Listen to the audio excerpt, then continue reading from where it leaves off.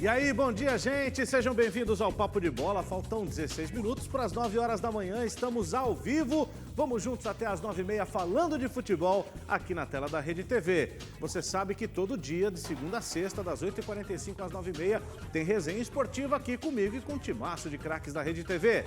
Tudo bem, Fernando Fontana? Bom dia. Bom dia, Marcelo Dó. Bom dia, amigos do Papo de Bola. Hoje o programa recheadíssimo. Vamos mostrar quem é a possível namorada do Neymar. Está sendo apontada uma alemã jornalista como namorada do Neymar. Daqui a pouquinho a gente vai falar sobre ela. A Federação Paulista refez as contas dos cartões amarelos e o Corinthians caiu para a lanterna do campeonato. Daqui a pouquinho a gente vai falar sobre isso. Tem também os bastidores da vitória do São Paulo, né? O Dani Alves deu uma palestra emocionante ali no vestiário, como líder do grupo. A gente vai mostrar tudo isso e também, claro, a fase de grupos da Libertadores que começa agora. A gente vai mostrar também quem são os jogadores mais caros do torneio. Daqui a pouquinho a gente vai falar tudo isso, Marcelo. Legal, com a sua participação aqui no Papo de Bola pela hashtag Papo de Bola no Twitter. A gente faz uma rápida pausa, daqui a pouco voltamos com muito futebol para você. Tá aqui no Papo de Bola ao vivo, mandando um abraço para você, principalmente você da Baixada Santista, aqui em São Paulo, que tem sofrido muito nas últimas horas, né, com a chuva, com os alagamentos, com os transtornos, que a gente possa fazer você esquecer um pouquinho desses problemas aí na Baixada, no litoral de São Paulo. No 90 segundos, daqui a pouquinho, depois do Papo de Bola, na sequência, o Augusto Xavier vai trazer imagens e a repercussão e prestar serviço também para você que está aí no litoral de São Paulo sofrendo muito com as fortes chuvas. Hoje, dia 3 de março, dia de aniversário de um grande craque, um mito do futebol brasileiro, o Galinho de Quintino, nosso Zico, ídolo do Flamengo, completando 67 anos. E logo cedo, já muitas homenagens nas redes sociais de flamenguistas, evidentemente, que estão em festa com um dos principais jogadores, para alguns o maior da sua história. Mas, Fefão, o Zico também tem uma história muito importante no futebol do Japão e no futebol da Turquia, que é nosso produto aqui também na Rede TV, né? Com certeza, né? Ele fez muita história no Fenerbahçe, chegou em 2007, nem do futebol feminino no Brasil direito, né? Nem dos clubes, viu os né? campeonatos, os clubes realmente fazendo um trabalho muito ruim no futebol feminino. A CBF não cobra muito isso também. Você imagina uma apresentação. Pois é, o mínimo, né, CBF? Que mancada, hein? Olha só, o Cruzeiro de Belo Horizonte tem lá o Dedé. Dedé que recentemente se envolveu aí numa troca de palavras desencontradas com o presidente do clube, e agora ele vive mais um drama. O Dedé vai ter que operar de novo o joelho, com uma situação delicada, né? O zagueiro do Cruzeiro resolveu fazer uma cirurgia muito longe do clube e resolveu se tratar sozinho. Como é que foi isso, Fernando Fontana? Ele escolheu o médico, ele vai fazer uma cirurgia no Rio de Janeiro. Ele tinha feito já uma cirurgia em 2019, não conseguiu voltar, voltou a sentir dores e agora vai ter que fazer uma nova cirurgia. E aí o Cruzeiro falou o seguinte para ele: neste período de recuperação, você tem que ganhar o teto salarial do clube, R$200 mil.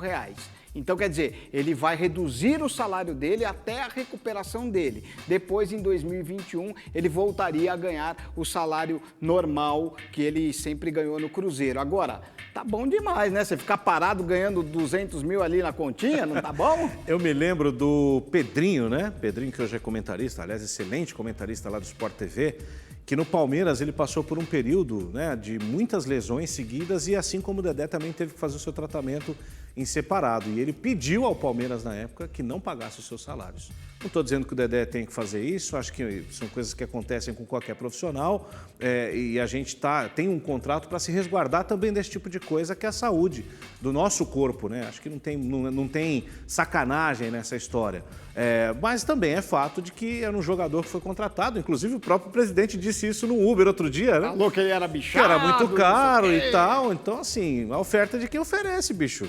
Pega quem quer, porque ofereceu, né? Exatamente. Ele já não tinha aceitado, né, a redução de salário na equipe do Cruzeiro, até tinha pedido para se transferir, tinha até uma proposta da China, mas por causa do coronavírus acabou não indo, então acabou ficando na equipe do Cruzeiro, mas não consegue se recuperar, né? E aí baixou o salário, aceitou essa condição para poder ter uma recuperação e depois voltar a jogar. Independente disso, sorte ao Dedé, que é um ótimo zagueiro, um grande cara, e que ele possa se recuperar o quanto antes e voltar a jogar o seu futebol, seja pelo Cruzeiro, seja por outro clube, não importa. Quem também vive um grande problema no futebol é um astro inglês que você conhece aí, já deve ter ouvido falar em algum momento. E que hoje, para todo sábado também, a paixão do futebol turco, arenas lotadas, o Başakşehir, que é um dos líderes ali, brigando com o Trabzonspor, o time do Istambul onde joga o Robinho, tem uma média, nos últimos 8 jogos, de 32 mil pessoas no seu estádio. Nenhum time brasileiro tem essa média em 8 jogos seguidos. Nenhum. Então, para que você tenha uma ideia como é envolvido mesmo o torcedor turco pelo futebol, pelo esporte, pelo seu campeonato. E no próximo sábado eu vou transmitir aqui na Rede TV Fenerbahçe e Denizlispor, a partir das 15 para as 2 da tarde. Para você ter uma ideia de como os caras são birutas pelo esporte. Dá uma olhada o que um torcedor do Denizlispor chamado Ali Dermikaya fez. Ele foi banido por 1 ano dos jogos do clube porque ele simplesmente resolveu, aliás não, por ser banido, né? Ele não se conformou ainda, não ver o jogo do estádio, ele alugou um guindaste para ver o jogo fora do estádio. Na temporada passada, olha que camarote legal que ele arrumou, ainda meteu a bandeira verde do clube lá ainda, ó. Que absurdo, cara. Isso aqui é ser maluco, né? Deve ter dinheiro também, que não é barato alugar um... R$300 ele pagou. Só o que isso? Vale R$300, foi no jogo barato contra o lá, Gaziantepspor, né? Foi nessa partida que ele acabou usando o guindaste, mas a polícia chegou lá e tirou ele também, viu? Não durou o jogo todo, não. A polícia acabou com a festa dele e ele falou o seguinte: já que vocês acabaram com a minha festa, eu ainda vou usar um balão para assistir jogo. Lá é comum, esperando. né? Aí eu quero ver a polícia me tirar do balão. É comum, lá eles usam muito balão, inclusive para turismo, é muito bacana. Olha só, você vê o que os caras fazem para assistir uma partida de futebol? Aqui o pessoal vai para os prédios, né? Marquise, para o teto e tal. O cara só alugou um guindaste para ver o jogo de camarote, rapaz. O cara foi bem, hein? Foi muito bem. O cara foi bem. Muito bem. E ainda não pagou caro, tá bom demais. É isso. Ok. Momento TV Fama. Um abraço ao Nelson Rubens e à Flávia Noronha. Aqui no Papo de Bola também tem fofoca. Aliás, fofoca com o Fernando Fontana. Ele gosta das celebridades. É verdade. Não é? E tem uma fofoca quente, Marcelo. Ok. Aê, Nelson. Lá na França estão dizendo que menino Ney está com uma nova dona no seu coração. E é uma jornalista, Janine Ullmann, que tem 38 anos. Tá aí a fotinha dela para você. Já apresentou muitos programas de televisão na Alemanha e já fez até filme de terror. Beleza, e por que o pessoal tá achando que o Neymar tá namorando a moça? Porque ela postou uma foto com o Neymar e escreveu o seguinte: ele me perguntou e eu disse sim. Feliz Dia dos Namorados, Neymar Júnior. E aí ele respondeu com o emoji de risadinha e terminou o emoji colocando um coraçãozinho no final. Olha só como o amor é lindo. Ela fez filme de terror, né? Ela, além de jornalista, é artista e tal. E é a mulher mais velha que o Neymar namorou até agora. Né? Vamos ver se ela ajuda o cara a tomar juízo, né? Será que ela vai dar de repente o cara fica mais calmo, né? Orelha? Quantos anos ela tem? 38 anos. O Neymar tem 20, 28? Olha, 10 anos de diferença. Pois então. O Neymar sempre namorou menininha, né? Bem mais nova que ele, né? As mulheres. Agora resolveu pegar uma mulher mais madura. Olha só. Não tá errado não. Mas olha, eu vou dizer uma coisa pra vocês. Já que ela já fez filme de terror, ela pode um dia também se fantasiar de zagueiro. Ué, por que não? Né? Fazer uma fantasia diferente, um negócio legal, não é isso? Eu acho também. Que a hora que ela aparecer como zagueiro, o que o Neymar vai fazer? Vai pular da cama e cair no chão e começar a rolar. E dizem que é o seguinte, quando o cara começa a namorar, ele se empolga, aí o futebol melhora, tudo na vida fica mais bonito. Vamos ver se isso vai ajudar o Neymar também. Muito bem, Neymar. Isso aí, rapaz. Tomara que ela bote você nos eixos. Menino Ney, o Brasil precisa de você. Já diria de polo, não é isso? E o Neymar compartilhou foto dela também. Também. Então, tá vendo? Aí agora não vem mais pro carnaval, não precisa ficar, né, na folia por aí. Fica mais tranquilo, pensa em jogar futebol. Muito bom. Parabéns, Neymar. É isso aí. A gente continua a falar de futebol aqui no nosso Papo de Bola de Futebol de São Paulo. Uma operação matemática, que eu confesso não sou dos melhores. Ontem mudou a posição do Corinthians no Campeonato Paulista. A gente falou aqui no Papo de Bola que os cartões amarelos tinham colocado o Corinthians ainda na terceira posição e a Ferroviária na última do grupo.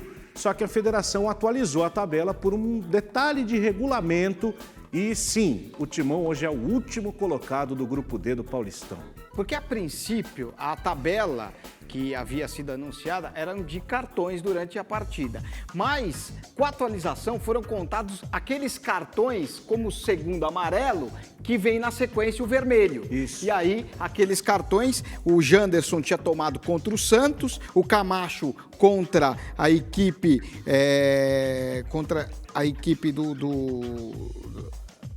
Ixi, agora me fugiu aqui, mas enfim, o Camacho também tomou. E aí ficou o seguinte, a Ferroviária com 14 cartões... Não foi contra o Santos, não? O Camacho levou cartão amarelo? O Camacho foi... Não, o Janderson foi contra o Santos, também agora. E a Ferroviária tem 14 amarelos. Tá.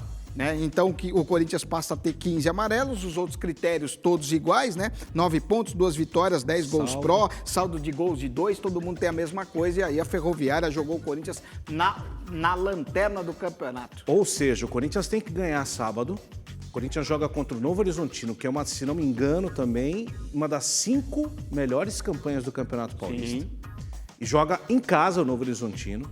Embora não esteja na zona de classificação, você vê como é que é o Campeonato Paulista. O Novo Horizontino, com uma campanha excelente, hoje estaria fora dos playoffs. E vai jogar lá. Então o Corinthians tem um jogo, para mim, difícil, é sábado, 7 da noite. E se não ganhar, Fefon, acho que aí o negócio vai ficar complicado. Porque a Fiel, que já está fazendo protesto dia sim, dia não, vai olhar para o time e vai dizer, pô, não vou classificar. Pois é. Como é que eu não vou? Tricampeão paulista, eu não vou classificar para os playoffs e ver todos os outros grandes classificados, Santos, Palmeiras, São Paulo. O São Paulo ainda não tanto, mas Palmeiras e Santos estão numa situação bem confortável em relação à classificação. Se o Corinthians ficar fora, é uma pressão incrível para o Thiago, hein? Com certeza, o Thiago sofre muita pressão e o Corinthians já está fora da Libertadores, já vai ver todo mundo jogar, né? A partir de hoje, a fase de grupos da Libertadores e está fora da competição. E também, se ficar fora do Campeonato Paulista, o bicho vai pegar. E o Thiago Nunes tem um aproveitamento muito baixo no Corinthians, por enquanto, né? Cerca de 37% de aproveitamento, o que é considerado baixíssimo. Ele falou que ia ser um momento de transição, que ia demorar um pouquinho para fazer o Corinthians jogar de uma forma diferente, mas se não vierem os resultados, a coisa vai apertar e ele sofre uma pressão danada mesmo. Realmente o Corinthians tem 2 grandes dificuldades para mim, né? Nesse momento do campeonato, a gente tem um mês de futebol praticamente, né? Um pouquinho mais.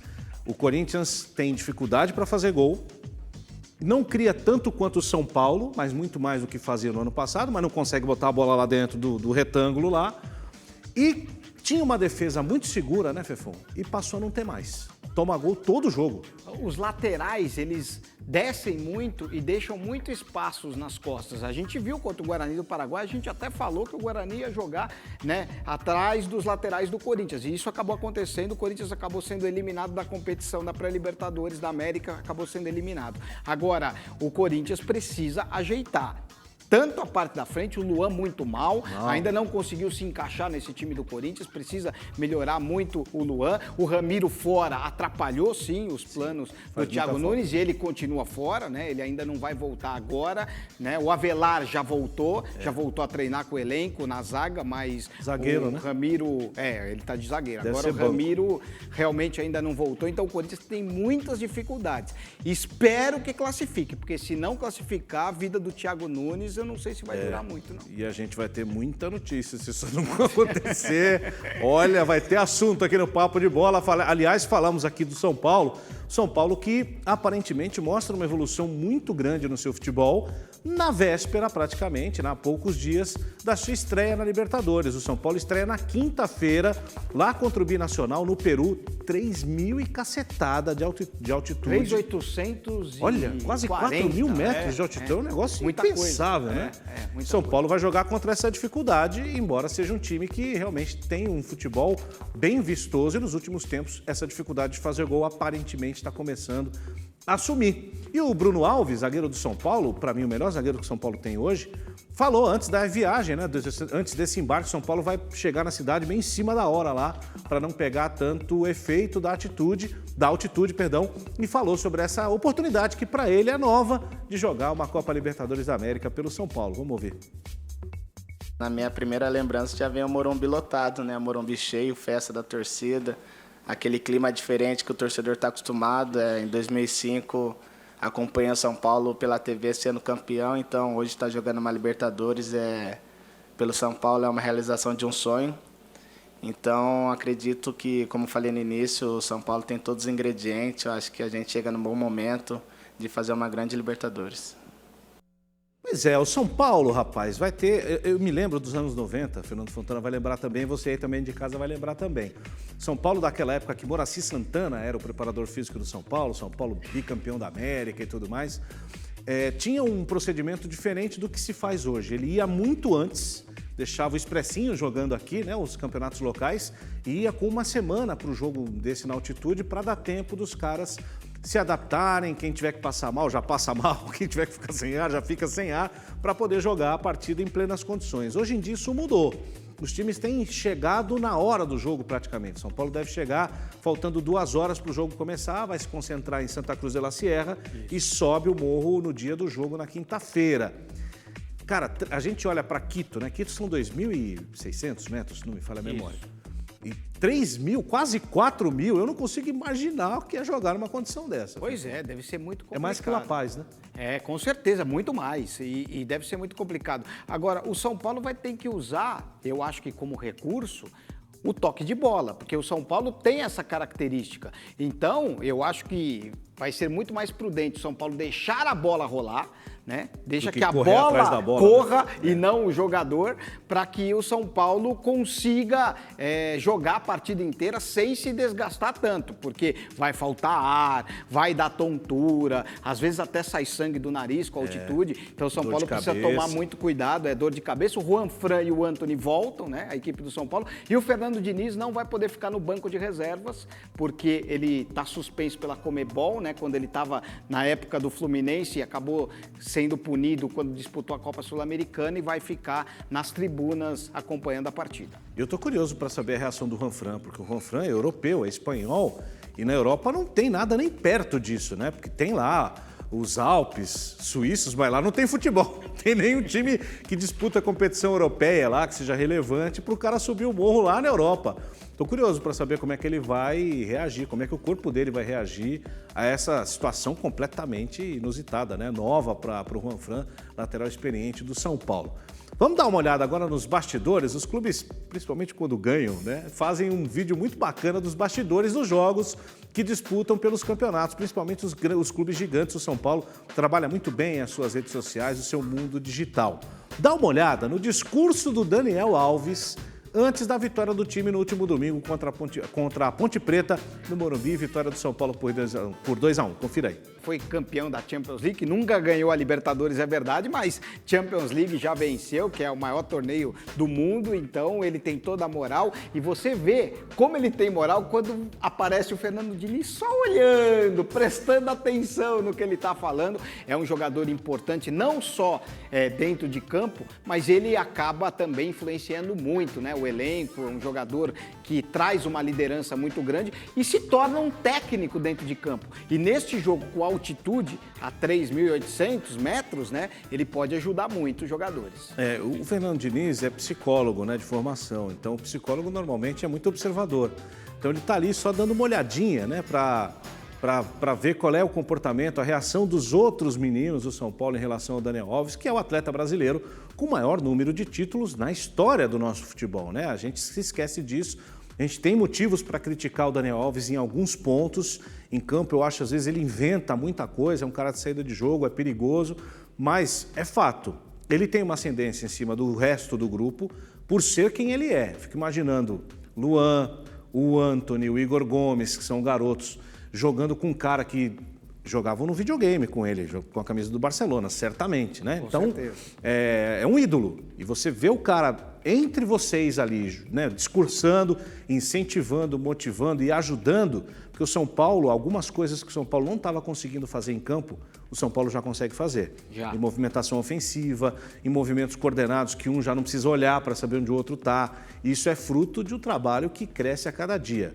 Eu, embora entenda a ansiedade que os São Paulinos têm, porque há muito tempo não vencem um título de muita relevância, Eu acho que o São Paulo está na construção certinha, Fernando Fontana. Eu não vejo nenhum defeito, embora tenha suas oscilações que são naturais do processo.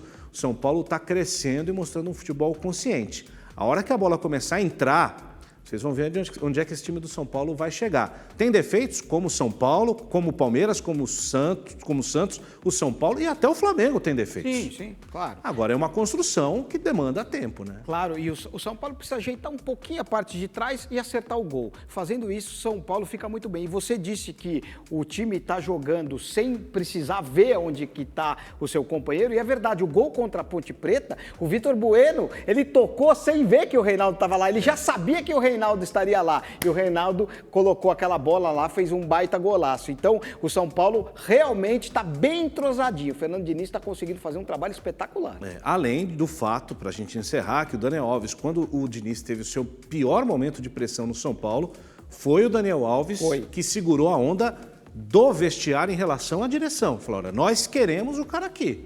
Não manda embora. E foi ele que pediu também, exato, né? Ele, exato. O Hernanes, os líderes do grupo pediram a chegada do Fernando Diniz, que joga um futebol à la europeu, né? E o Daniel Alves estava acostumado com a Europa, o Hernanes jogou muito tempo por lá, então acharam que esse esquema ia se encaixar e se encaixou mesmo. É isso aí. Agora é o São Paulo na Libertadores da América, assim como o Palmeiras, que também tem estreia essa semana. O Palmeiras que já chegou à Argentina para enfrentar o Tigre. Aquele Tigre que foi vice-campeão da Sul-Americana contra o São Paulo em 2012, naquele jogo que não terminou no estádio do Morumbi. O jogo do Palmeiras é amanhã. Como é que está a preparação do Verdão para essa estreia aí? Esse é o grande objetivo, como dizem os torcedores. A Libertadores é obsessão para o palmeirense, né, Fefão? É obsessão, Felipe Melo falou isso, né? Nesse final de semana, outros jogadores do Palmeiras também. E o Palmeiras ficou em Pilar, que é uma cidadezinha que fica a 65 quilômetros de Buenos Aires, para poder treinar com mais tranquilidade. Inclusive, o Marcos Rocha e o Mike não viajaram. E o Gabriel Menino deve ser improvisado na lateral direita. Ele foi improvisado também contra o Santos. Não foi tão bem assim, mas o Luxemburgo vai manter o Gabriel Menino na lateral direita. É isso aí. Nós temos agora 9 horas da manhã, mais 16 minutos. Eu queria aproveitar para dar uma pausa rápida no esporte, para prestar serviço a você que acompanha a gente em todo o Brasil e principalmente no estado de São Paulo. A gente tem sofrido, o litoral paulista, a Baixada Santista tem sofrido muito com as chuvas nessa última madrugada. Santos, São Vicente, Guarujá, principalmente Cubatão, que está ali na região, e sofrendo muito com deslizamentos, com enchentes. Você está vendo imagens aí da Baixada Santista, o número de mortes, que era de 9 antes do nosso programa começar, já subiu para 10. São 10 vítimas fatais dos problemas relacionados à chuva, as consequências, e 3 em São Vicente, 5 delas no Guarujá e 1 em Santos. Além de uma que está em confirmação na Baixada Santista. Entre essas vítimas, uma família e um bombeiro que estava tentando salvar essa família num deslizamento de terra, e há um outro bombeiro desaparecido. A nossa produção está ainda checando essas informações para saber se de fato esse outro bombeiro desaparecido veio a falecer ou se já foi encontrado, tomara que num estado de saúde razoável. Olha só que imagem chocante, né? A água entrando nos ônibus coletivos no litoral de São Paulo. A sequência dessas informações você terá no 90 Segundos aqui dentro da Rede TV, ainda logo depois do nosso Papo de Bola com Augusto Xavier. Nosso abraço sincero e força a toda a população da Baixada Santista, sofrendo demais, né? Com esse momento de chuvas intensas no Brasil e na região sudeste, principalmente. Anteontem foi no Rio de Janeiro e nessa última madrugada no litoral de São Paulo. Repetimos, 10 vítimas fatais. A rodovia Anchieta para subir está interditada, imigrantes para descer e para subir em condições normais, mas claro, ninguém consegue andar nessas 3 grandes cidades do litoral de São Paulo. Repetindo, Guarujá, Santos e São Vicente sofrendo muito. Daqui a pouco a cobertura completa aqui na Rede TV, tá certo? Vamos voltar a falar de futebol aqui no Papo de Bola, falando do Palmeiras, que estreia também camisa nova nesse mês de março, um novo manto verde, lançamento com um vídeo muito bonito. Palmeiras também, rapaz, caprichando na sua comunicação digital. E a gente vai aproveitar para dar uma olhada como é que foi o lançamento desse novo manto verde, que chega aí nas próximas horas para você, torcedor, poder também adquirir e vestir o uniforme do seu time. Né, Fefão? Tamo junto, claro. Valeu, você fica agora com 90 Segundos, com Augusto Xavier e depois com você na TV, com o João Kleber Kleber, eu gostaria de dedicar essa edição do Papo de Bola ao nosso querido amigo Cadu Cortez, narrador do DAZN, que faleceu nessa última madrugada, voltando de Buenos Aires. Um beijo grande ao pai dele, Rafael, que foi participante dessa casa aqui em 2014, no programa conosco aqui.